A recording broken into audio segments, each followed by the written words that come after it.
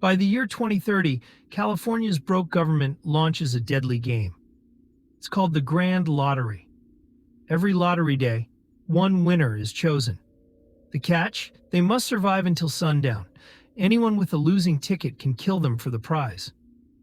A rugged, scruffy man sprints through the streets, fighting off anyone in his way. His combat skills keep him alive for a while, but not for long. He hides inside a house where a sweet old maid, Grandma Tala, seems harmless. But the moment his back is turned, she kills him without hesitation. Tala claims the jackpot before anyone else arrives. The flashy, over-the-top TV host Johnny Grand hands her a giant $22 million check as the crowd cheers wildly. Meanwhile, former child star Katie Kim arrives in Los Angeles with a head full of dreams. She wants back in the entertainment world. But she's completely clueless about the grand lottery happening around her. Even worse, the jackpot has rolled over for months, and now it sits at a record-breaking $3.6 billion. The next drawing happens in just 18 hours. Riding a public bus, Katie meets a seemingly sweet old woman named Sweet Irene. She also scolds an obnoxious father, giving his young daughter a hard time for losing a movie role. After they part ways, Katie realizes something's missing: her watch. Sweet Irene swiped it right off her wrist. It's just the start of Katie's terrible, unlucky day. Katie finds a cheap rental with greedy landlady Shadi and her scheming boyfriend DJ. She's barely settled in when disaster strikes. The apartment upstairs starts leaking sewage, ruining every piece of clothing she owns. With no other options, Katie is forced to pay Shadi $40 to borrow her cheap, gaudy clothes for a big audition. The outfits look ridiculous, but it's all she's got. On the way, her Uber driver casually mentions she used to work construction, and even installed a panic room for Machine Gun Kelly. Katie's audition turns out to be a disaster. It cost her $400 just to enter the room. But then, something crazy happens. She accidentally enters the lottery, and before she knows it, she's declared the winner. The prize?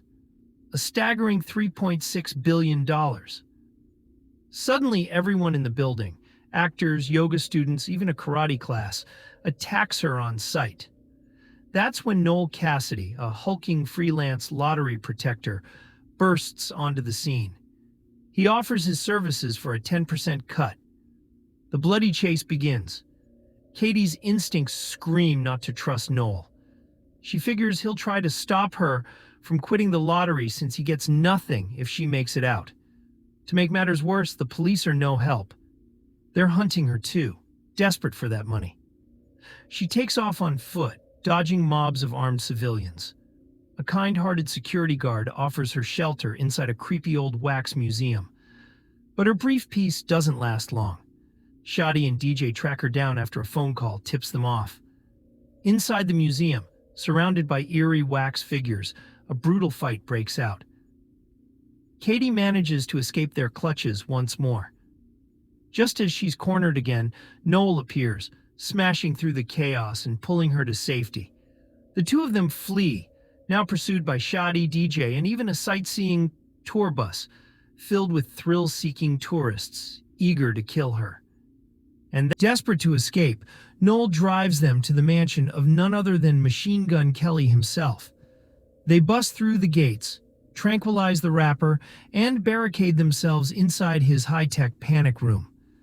Noel tries to convince Katie he's one of the good guys, that he genuinely wants to help. Meanwhile, Shadi isn't giving up. She threatens MGK and throws him into swimming pool to reveal the panic room passcode. The situation worsens by the minute.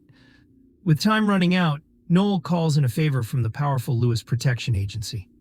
The LPA executes a risky move, short-circuiting everyone's phones, causing them to overheat and explode.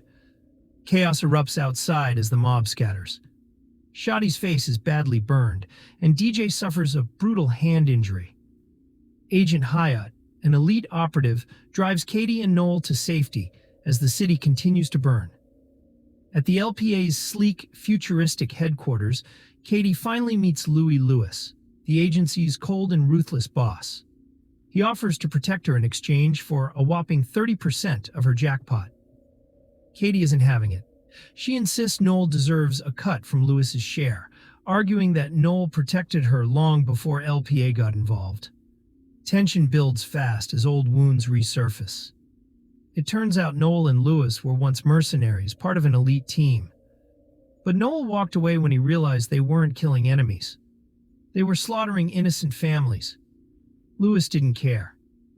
He led the final raid alone and used the blood money to build his agency. Katie opens up about her own past. A child star with a greedy father who vanished with her savings the moment she turned 18. She was left to care for her sick mother, sacrificing her career. Now disguised in prosthetics and prepped for a secret getaway, Katie starts suspecting the agency itself. Noel warns her. He believes LPA murders lottery winners and steals their money. And when Louis tries to separate them, it confirms Noel's worst fears. Lewis's sinister plan is set, but Katie escaped in a decoy car. He captures Noel and uses him as bait. Lewis calls Katie, issuing a chilling threat: turn herself in or Noel dies. He lures her to an abandoned, crumbling theater. There, Lewis reveals the full, horrifying truth. Years ago, their mission wasn't what it seemed. The people they killed weren't enemies. They were innocent families protecting gold for mobsters. Once the gold was secure, Lewis turned on his own men, murdering every last one to keep the fortune for himself. That gold became the foundation of the Lewis Protection Agency. Now drunk on power and desperate for more, Louis wants Katie's $3.6 billion too. Katie refuses to let Lewis win. She makes a bold, dangerous move.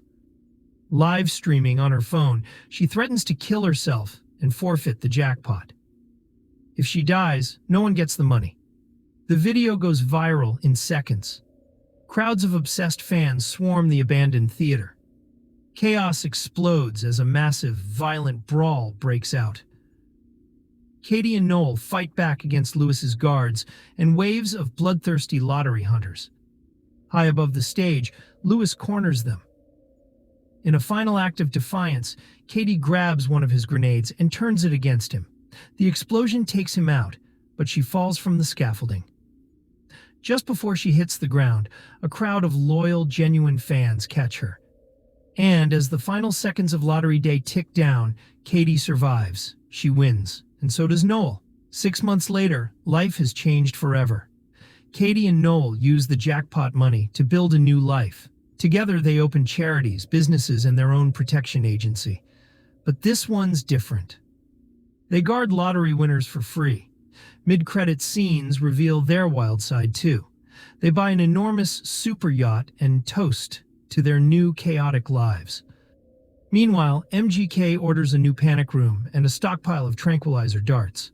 Back in California, the government isn't done. The Grand Lottery prepares to expand nationwide. A new chapter of terror is about to begin.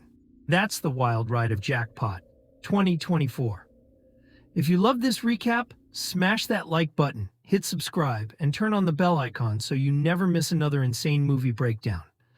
I'll see you in the next one. Stay sharp out there.